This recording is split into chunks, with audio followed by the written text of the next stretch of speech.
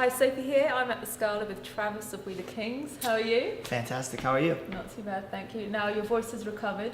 Wasn't too good at the beginning of the tour. It hasn't. I'm at I'm at 64%. Mm-hmm.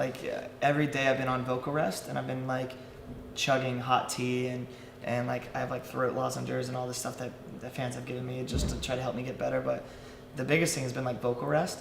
So I won't talk all day long, and when we walk off the bus to go into the venue, there will be fans there, and they'll be like, hey, hey, hey, and I'm just like, and they'll be like, oh no, but it's only so that I can play a show. I've never canceled a show in our entire lives because people have waited so long for this tour to come through that I feel like I would really let people down if I canceled it just because my voice, even though it's probably not healthy for my voice, I guess I'll just get the crowd to sing, and that'll be easier.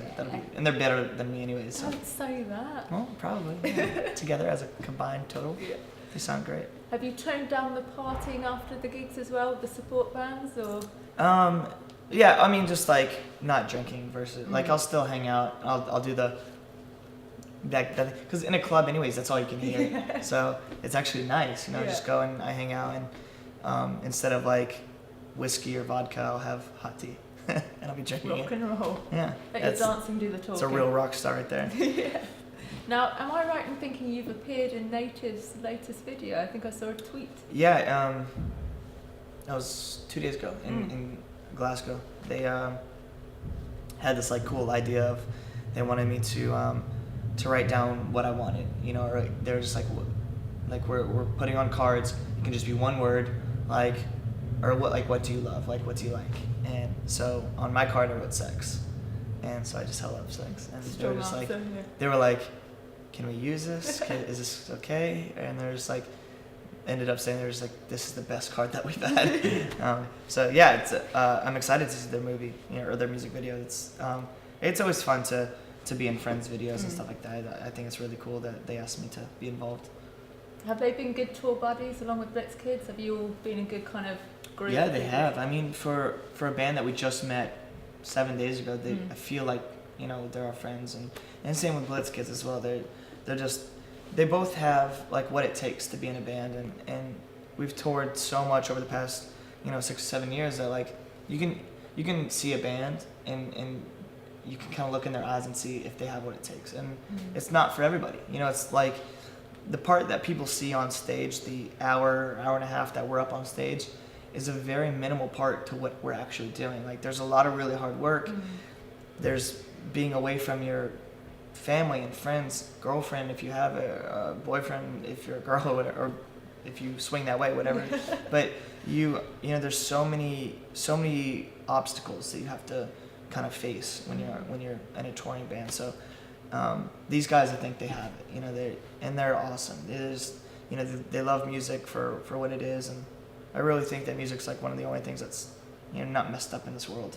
And so to have more bands that are kind of following this dream with us it's always nice to have, especially when they're new bands that maybe the kids don't know about yet. Spread the word. Yeah, exactly. Now, a lot of our DJs at the moment are talking about the fact that maybe this is the year that rock's going to really have that resurgence in the UK. Has that made it more of a reason for you to come over? Because it's not cheap for an American band to tour the UK, is it? No, it's not. But I mean, luckily, without saying numbers, we've been over here enough. So versus the very first time that we went over here, they were just hey, we'll give you this, and X amount of dollars and a case of water. And now it's we'll give you X amount of dollars and anything you want, and that's nice. But it's because of the hard work. We've been doing this for what I think is a long time. We put out our first record 5 years ago, and there's other bands that we've toured with. We were just over here with Simple Plan, who celebrated their 10-year reunion of their first record. So it's crazy to think how much we've done in the past 5 years. To do that all over again, it's going to be awesome. I can't wait. But you put in those hours and you put in that work and those blood, sweat, and tears because there's a bigger picture to all of this, and that is that you get to play in front of thousands and thousands of people versus tonight is 700 people. So the next time we come back, maybe it'll be 800, and the next 1,000, next time 1,500. And keep moving up and up. But I hope your DJs are right, because it would be nice to have something other than just straight dance music. And don't get me wrong, I love dance music, but when it's all you hear on the radio, it makes it difficult to listen to the radio, because you want to have like that variety. And since we're a rock band, it would obviously be nice if our genre of music Be helpful. was like the really, really popular genre of music. Yeah. I think you're a fan of Two Door Cinema Club as well. I am, yeah, I love them. We actually our record, there's a couple songs that were influenced by them. Like in the, not necessarily by like them as a band, but like they have hit like a style of music that is really like really fun. You know, like you don't have to know what they're saying. You don't have to know what the melody is, but if you just listen to the music instrumentally, it's awesome and it's fun. It makes you want to dance. It makes you want to party and have a good time. So, and that's kind of like what We the Kings has been about for the past 5 years. So, when I found that band, it was like, this band gets it. They're here to have a great time, and so our new record actually has a couple songs that sound like, you know, if we were on tour with Two Door, that, you know, it would work. You know, it would be normal. Yeah. Now you said that songs have the ability to completely change like a career. It could be one song that is like a game changer. Is there one on the new stuff that you think that's the one that's going to shock or take us to that next level? I think so. I know so. I mean, I'm so confident with it, and at the expense of sounding like just totally arrogant. Like this record is like our life's work. It's we've put so much love into this record. Every single song. There's not a song on the record that's like, you know, I wish this could be better. Like a filler. Yeah, there's no filler, you know. And the one song that I think is going to change my life, our lives forever, is a song called "Find You There." It's definitely the most beautiful song I've ever written, and I'm so excited to show people. Like right now is that anxious time. Like the record's written, it's done.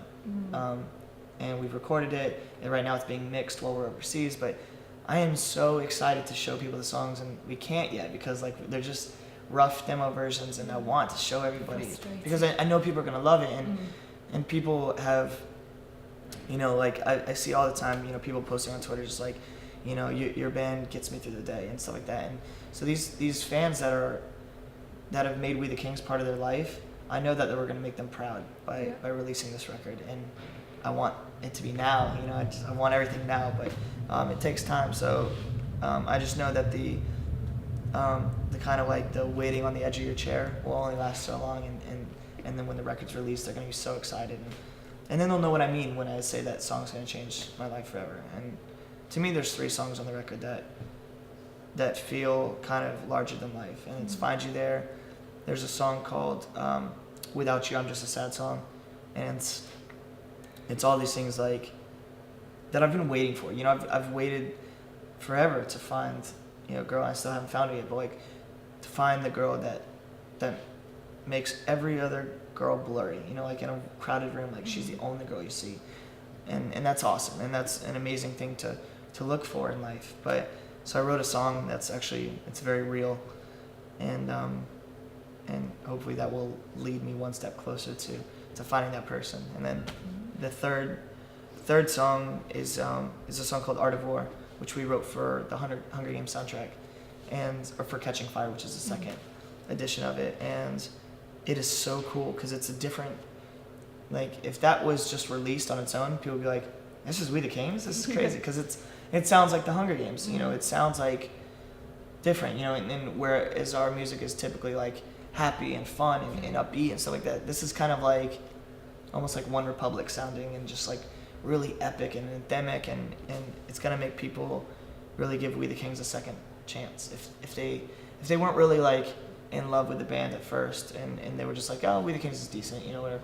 This is gonna make them think twice about it, and hook them in. Yeah, and maybe hook them in for a whole record. But I just can't even say enough about it. The CD is so good, and it's so stacked with good music, and you know, whether rock comes back or not, like this is music that people are going to really enjoy no matter what genre of music is popular. This is real music, and that's what, you know, the kind of music industry has been shifted for a little bit, where it's like people don't know really what to play, and it's a lot of synthetic music and stuff like that. But it's real instruments and real songs and vocals without all the auto-tuning. You know, it's just like real music, and it sounds raw, and I fucking love it. It's so good. I just can't wait to show everybody. You're like bursting with pride about it. I know, I am. It's you know, it's not an egotistical thing. It's not a cocky thing. It's me just being so proud and so appreciative of the fans who gave me the opportunity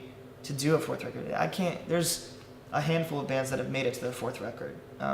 Some bands break up after the first or after the second record or after the third record, but we're here and we made it for one more record, and it's all because of the fans, you know, and all because of my love for the other guys in the band. You know, they've been my brothers for a very long time, and they support me with whatever I do, and they trust me, and it's rare. It's rare to find someone that you can just, without a shade of doubt, just trust them, you know, and I've done things that have been absolutely so wacky that people are just like, what are you doing? Like, are you sure? And I'm just like, just trust me.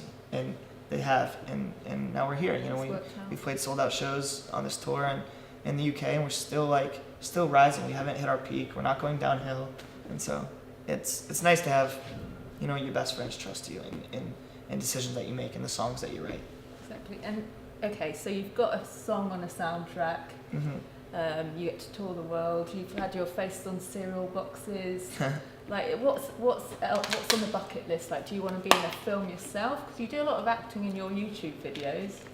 I started I moved out to Los Angeles and started like taking auditions for acting roles, and it's been a lot of fun because I'm not an actor. I really am not. But it's fun to try to do that kind of stuff and to just have fun. You know, that the same adrenaline rush that I get right before I walk on stage, I get when I'm getting ready to like go into an audition, and it's a lot of fun. So I started doing that. I got a couple different roles, and we'll see if I get anything that's, you know, worth saying. But I think the next goal, I've really wanted to play at some of the military bases, to kind of like play for the troops, to, you know, show how much we appreciate, like, you know, along with the fans giving us what we're able to do. There's people that, you know, fight for world peace, as ironic as that sounds.